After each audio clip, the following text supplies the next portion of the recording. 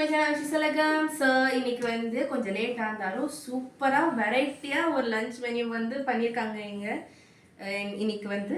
So கொஞ்சம் எக்ஸைட்டிங்காக இருக்குது, என்னன்னு பார்த்துடலாம். ஸோ ஃபஸ்ட்டு எப்போவுமே நல்லா ஹாட்டாக ஸ்டீமிங் ஹாட்டான ரைஸ் சூப்பராக இருக்கும்.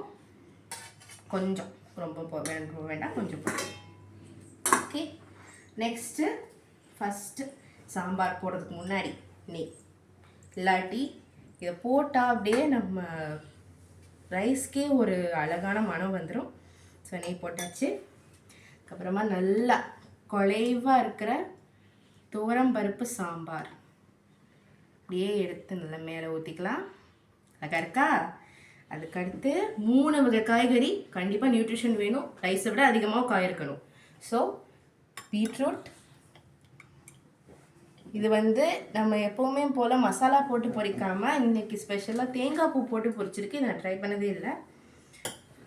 அதுக்கடுத்து இது வந்து பீன்ஸு, கேப்சிகம், பர்பிள் கேபேஜ் மூணுமே மிக்ஸான ஒரு ஃப்ரை மாதிரி இருக்குது. இது நான் புதுசாக தான் இந்த காம்பினேஷன் பார்க்குறேன். எல்லாமே எனக்கு புதுசாக இருக்குது. ஓகே, இது கொஞ்சம் வச்சாச்சு. அதுக்கப்புறமா all time favourite butter beans. சாஃப்டாக வாயில் போட்டோன்னே மாவு மாதிரி நல்ல சாஃப்டாக இருக்கும். ஐயோ கொஞ்சம் கொட்டிருச்சு. அதுக்கப்புறமா ஒரே ஒரு முட்டை. ஸோ இதுதான் நம்மளுக்கு இன்றைக்கோட லன்ச் மெனியூ.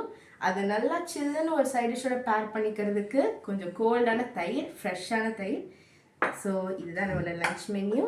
ஹெல்த்தியாக இருக்கும், ப்ரோட்டீன் இருக்குது, ஃபேட்ஸ் இருக்குது, கார்போஹைட்ரேட்ஸ் இருக்குது, வெஜிடபிள்ஸும் ஸோ ரைஸ்க்கு வந்து அதிகமாகவே இருக்குது. ஸோ இந்த லன்ச் மெனு கம்ப்ளீட் ஆகிடுச்சு. இதே மாதிரி இன்னும் கொஞ்சம் வந்து ரெசிபிஸ் பார்க்கணுன்னு நினச்சிங்கன்னா நீங்கள் கமெண்ட் பண்ணலாம் ஐடியாவை. இல்லாட்டி சப்ஸ்கிரைப் பண்ணிக்கோங்க. அடுத்த வீடியோ நம்ம பார்க்கலாம். பாய்.